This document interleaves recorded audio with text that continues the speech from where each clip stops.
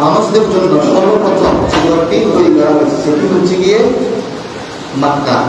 এই মক্কাতে আপনারা যখন যাবেন এখানে কি দেখতে পাবেন? এখানে দেখবেন যে সকল শ্রেণী পেশার মানুষ একসাথে হজ করে। এখানে সবাই একসাথে, এখানে কোনো দলাদলি নেই, এখানে কোনো ফ্যামিলি নেই।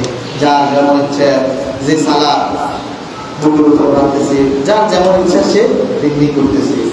কিন্তু তারা কি এখানে গিয়ে ফ্যামিলি করতেছে নাকি আমাদের অন্য বাংলাদেশের মতো? না, তারা কাউকে বিরোধিতা করতেছে না। তিনি করতেছেন আমি আমারটা পালন করছি, অন্য আমারটা পালন করছি। এখানে গিয়ে আমরা কি শিখবো? তাও বীজ শিখবো। এই যে হয়তো আমরা কি শিখে আসবো ওখান থেকে, তাও বীজ শিখে আসবো। এখানে মূল শিক্ষা, এখানে মূল আপনি ইমান পাবেন। এখানে মূল তাও বীজ শিক্ষা দেওয়া হচ্ছে। আপনি সেখানে দেখবেন অনেকে বিদাবেন, সবাই একসাথে দাঁড়িয়ে সুন্দর করে সালাত আদায় করছে, সবাই তাওয়াফ করছে, সবাই জমজমের পানি পান করছে, সবাই সবকিছু একসাথে সুন্দর করে করছে, কোনো কিছু নেই, কোনো বসাবসি নেই। তাহলে মুসলিম করতে যদি আমরা দেখতে চাই এই কাবা ঘরে যেতে হবে আমাদের। সকল শ্রেণী পেশার মানুষ এখানে আছে।